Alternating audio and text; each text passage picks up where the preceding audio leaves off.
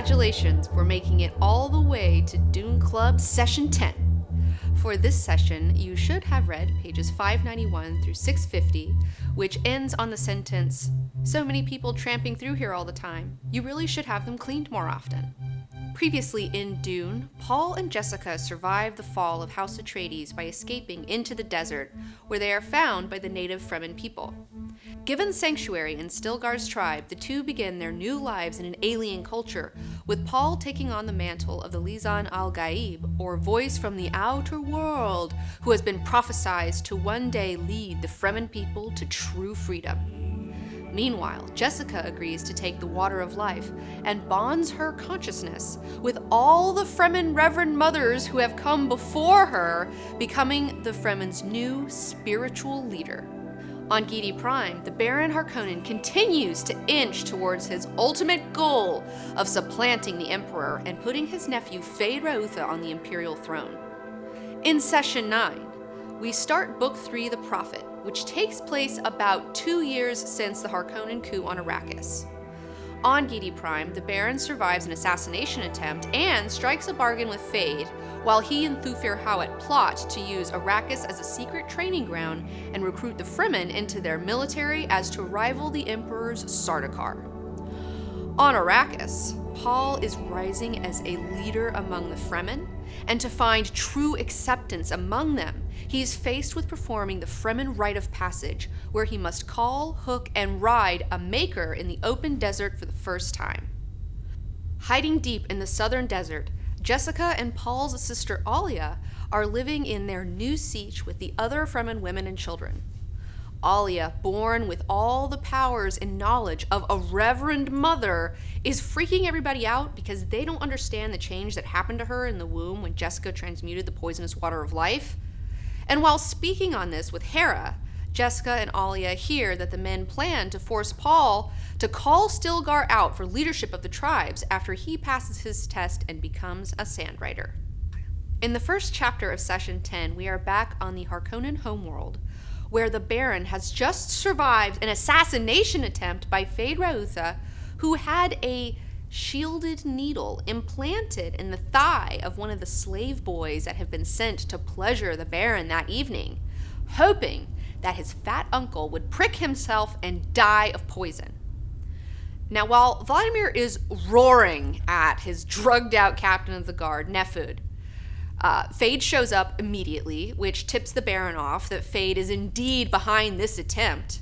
After easily uncovering his nephew's plot, he immediately goes about ordering the deaths of several members of the boy's spy system who have revealed themselves in this situation, including Feyd's slave master, who had replaced the original slave master who was framed for treason at his 17th birthday gladiatorial games. And now the Baron offers Feyd a bargain. He says, "If you stop trying to kill me, in return, when you're ready, I will step aside into an advisory position and give you the barony. Oh, and by the way, I've been working with our Mentat on a plan to put you on the Imperial throne. So, like, for real, please stop being an asshole. Oh, yeah, and while I'm at it, I'm gonna need to watch you kill all of the slave women in the pleasure wing, because I don't know which ones are your spies, and because I'm jealous that you want to have sex with those women instead of me." So Feyd is like, fuck, he's cornered. It's like it's either the Baron's going to kill him or he's got to go along with this. So he begrudgingly accepts. The header that precedes our next chapter states, "Deep in the human unconsciousness is a pervasive need for a logical universe that makes sense. But the real universe is always one step beyond logic." And now we see the ultra-logical Mentat Thufir Hawat for the first time since he was captured on Arrakis. And we also get to see exactly how he plans to utilize House Harkonnen against his real enemy, the Padishah Emperor. While talking to the Baron, Hawat reveals that the real reason that the Emperor moved against House Atreides is because Leto's war masters were actively training a fighting force as strong as the Imperial terror troops, and if the Baron is serious about coming for Shaddam's throne, that he needs to get his own terror troops. But he has to do it on the super down low, because if the Emperor suspects them, it's game over. Howat has sussed out that the Sardaukar come from Seleucus Secundus, the Emperor's prison planet, and since Arrakis has a similarly harsh climate, the Harkonnens need to start recruiting their fighting force from the Fremen. Thufir plans to begin by taking a platoon-sized group of recruits. He plans to fill them with this mystique that their planet has been a secret training ground to produce superior beings such as themselves, and then to ply these men with money, mansions, women, and logically, like, this makes total sense. It's like, yeah, that's how you would do this. This plan would work on any other people. But the universe always being one step beyond logic, this plan is obviously doomed from its outset. Paul and Jessica have beaten the old man to the punch by bonding with the Fremen over their shared Harkonnen oppression. They have already filled them with religious mystique a la the Missionaria Protectiva, and have agreed to give the Fremen what they truly desire, the freedom from tyranny and help in changing their world into a more livable planet. And furthermore, the Baron's plan to eventually replace the oppressive asshole the Beast Raban with cool guy Fade, making him a false savior and winning over the populace, well, again, it's like, nope. Think again, fat man. The Fremen already got themselves a motherfucking savior, and his name is Paul Muad'Dib. Back on Arrakis, it's the morning of Paul's Fremen rite of passage, where he must call and mount a wild maker and ride the worm on his own to be considered a true Fremen. Now, Paul is in his still tent, laying in that hazy state where you're not quite awake and you're not quite asleep, and he feels like a man unstuck from time. And he's clinging on to this memory of eating a meal heavy with spice the night before. And he understands, he's like, okay, I ate all the spice, like I'm lucid dreaming, I'm kind of like tripping, but I'm kind of dreaming. And he's struggling to figure out where exactly he is in time right now. Paul is groping through his memories, trying to figure out which ones have actually happened, and which memories are the ones of the future yet to be, and still subject to change. I mean, like, what a mind fuck. Like, you're just like, oh, is this a real memory, or is this something that's happening in the future? Like, what? Okay, whatever.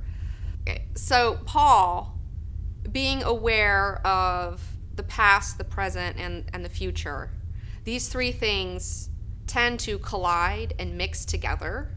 And especially like when he's eating spice and like that shit kind of trips him out, like it's kind of like eating drugs all the time. Like this guy's on a fucking desert planet just constantly ingesting awareness drugs every day with his fucking meals, okay? So yeah, he's having a hard time kind of figuring out where exactly he fucking is. So he accesses the future like he's accessing his memory. And so sometimes when he's accessing his memory, he might accidentally be accessing the future, which is yet to be, and he can't remember, like, oh, which things have happened, which things have not happened, and, like, it's just a total fucking, it's a mind fuck. It's a total mind fuck. He's just doing a lot of drugs in the desert, man. It's not quite here, you know? He's in, like, many places at once. That's why he's a Kwisatz Haderach, someone who can be in many places at once. That's what Kwisatz Haderach means in the Kabbalistic tradition. Yeah. But being in all places at once, then you forget where the fuck you are sometimes. That's the problem. So in this dream state, Paul remembers the time that Chani killed a man who came to challenge him in Siege. And he was like, why did you do that? You shouldn't do that. And she's like, well, if I kill him, then you'll get less people coming here, because if it's known that your women will kill them, then like I don't even want to bother you with this trash. He also remembers a conversation with his mother and her Bene Gesserit warning, saying to him that when religion and politics travel in the same cart, the writers believe that nothing can stand in their way, and their movements become headlong, faster and faster and faster, and they put aside all thought of obstacles and forget that a precipice does not show itself to the man in a blind rush until it's too late. Which may seem contradictory, seeing as how she has utilized the Missionaria Protectiva to their advantage. But that doesn't mean that she isn't right to worry about the bomb that they're creating prematurely blowing up in their own faces if they aren't careful. Paul then goes on to remember his son, Leto II's circumcision ceremony and the tension between he and his mother over his baby mama Chani. And if you think about it, Paul is 18 and already has a kid, so it's not like she's completely off base with being uncomfortable about their relationship. But what the hell else is Paul gonna do in the desert when he's got this hot, badass native girl of his dreams telling him shit like, woman is thy field, go then to thy field and till it? Oh my God, that's so hot, all right? There's no way you can withstand that. Having a chick quote religious scripture to you about how you should be boning her that's pretty hot. So way down in the deep southern desert, a 20 thumper ride deep. It takes 20 thumpers to get this deep, okay? Jessica is kicking it as Reverend Mother in their new seat with the other women and children, safe from the Harkonnen raids. And she knows that today is Paul's day to ride the worm, even though everyone's tried to keep it from her. And while trying not to worry about Paul, Jessica thinks to herself that, she would love a cup of coffee. And bam! A hand comes through the curtains and sets a fresh cup on the table right beside her. And she sips at it contentedly, wondering to herself, where else in the Imperium could she just drink something that someone just gave to her through a curtain and not worry about it being poisoned? How awesome is that? And not only that, how sick is it that the Fremen community is so tight that synchronicities like this coffee thing happen all the time? And what other society would have such a natural regard for her privacy and comfort that the giver would intrude only enough to deposit the gift and not inflict her with the donor? Okay, it's so good. What a sick life. So she's realizing her privileged life in the Empire was not as good as the simple life of being a Fremen. Yes, Jessica realizes that these, slave people who are beneath the notice of Imperium, living with them is so much more fucking cool than living at the top with all the other super rich blue blood people, okay? Because when you're at the top like that, you have to constantly worry about being killed all the time. Your whole fucking life is just trying to protect your own life. It's so much shit you have to deal with. And when you're hanging, and when you're kicking it in the desert, with just these people, you don't have to worry about shit like that. That frees up so much mental space for you, It's just and there's so much less anxiety. Ugh. So. Well, yeah, that the power games you have to play at the top are completely exhausting. And so, there is a comfort in the bottom, in the bottom of the barrel. But still, there is trouble in paradise when Hera enters the room with Jessica's 2-year-old daughter, Alia, in tow. So what had happened was, earlier in the day, one of the Fremen women gave birth, and Alia had hid in the room, watched the whole thing, popped out from behind the curtains, decided to touch the baby boy after she felt that he had cried enough, which calmed him down immediately, and then went on to remark that the child looked just like a Fremen baby born thousands of years ago, 3 planets ago, which freaks all of the ladies out in the room who were oh hell no, this is a demon, I don't know, this kid is freaking me out.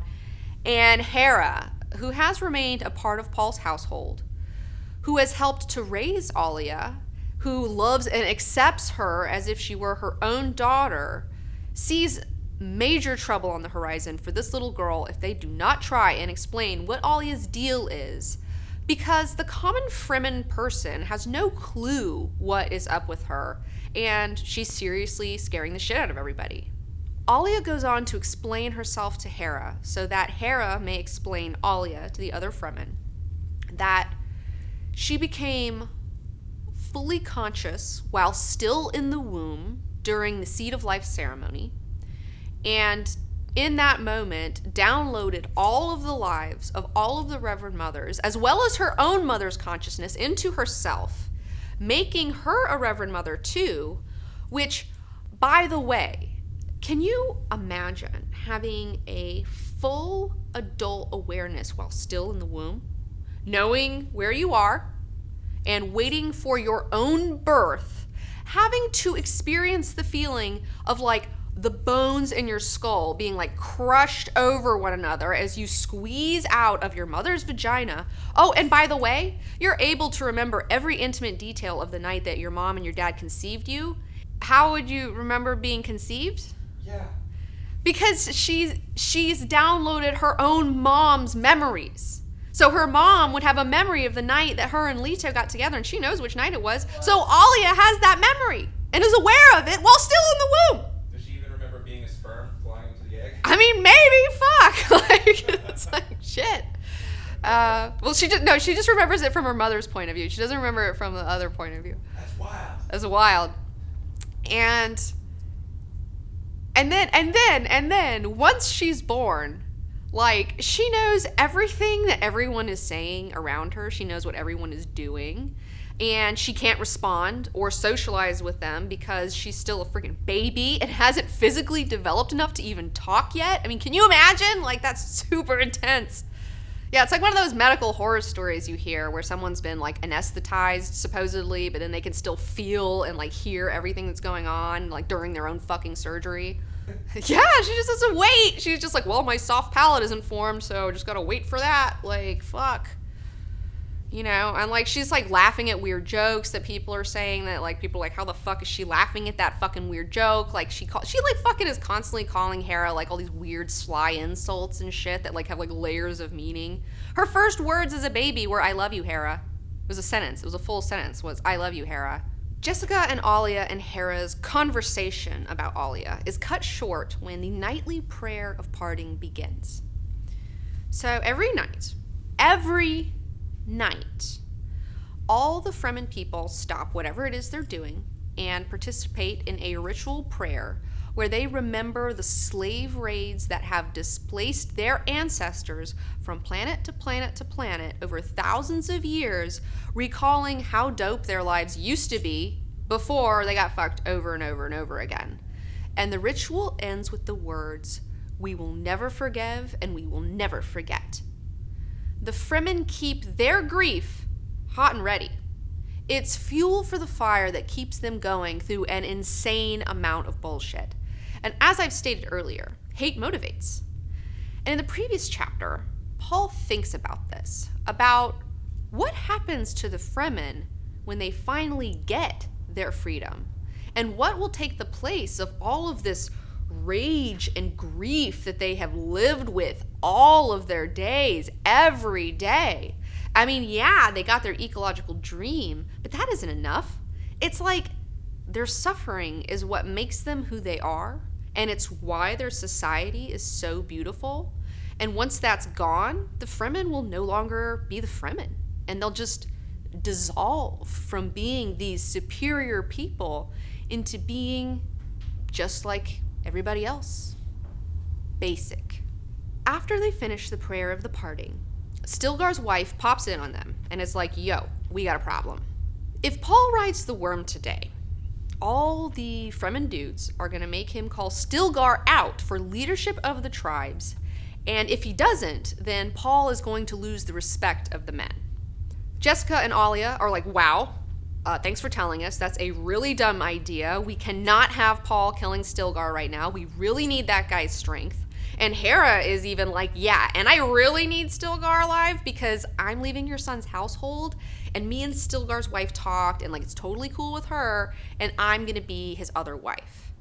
And while she's on such familiar ground with Jessica, because she isn't familiar with Jessica like this very often, Hera decides to add an, oh, by the way, Jessica, you should stop being a bitch to Chani because that girl is ride or die. Okay, bye. And then she like runs out of the room. Hera's trying to tell Jessica, who's bothered by Chani, who's like, oh man, like Paul needs to like have a royal marriage. We can't have this girl getting in the way. And Hera's like, dude, Chani is so fucking down with him that she would immediately get out of the way for a royal marriage if she had to. Like, she is like on your fucking side. So Jessica, you need to stop being a fucking cunt about her, okay? Because Jessica, what a scary mother-in-law. Jessica, a reverend mother. Your mother-in-law's a reverend mother. Like, fuck, you know? Ugh. Wait, does that mean that Chani would hook up with Paul on the side during a political marriage? Well, I mean, it would kind of be something like what would have happened if Leto had married somebody else, because Jessica was just a concubine. So then Chani would also have to be a royal concubine. She wouldn't be the official wife, but... Is a concubine like a girl you bang on the side? Yeah, a concubine is a legal chick on the side. So that's it for session 10. For session 11, you need to read pages 651 through 709, which ends on the sentence, "We will see now whether I'm the Kwisatz Haderach who can survive the test that the Reverend Mothers have survived." Get ready. And also, get ready for our live Q&A that takes place on Twitch on Sundays at 3 p.m. Pacific Standard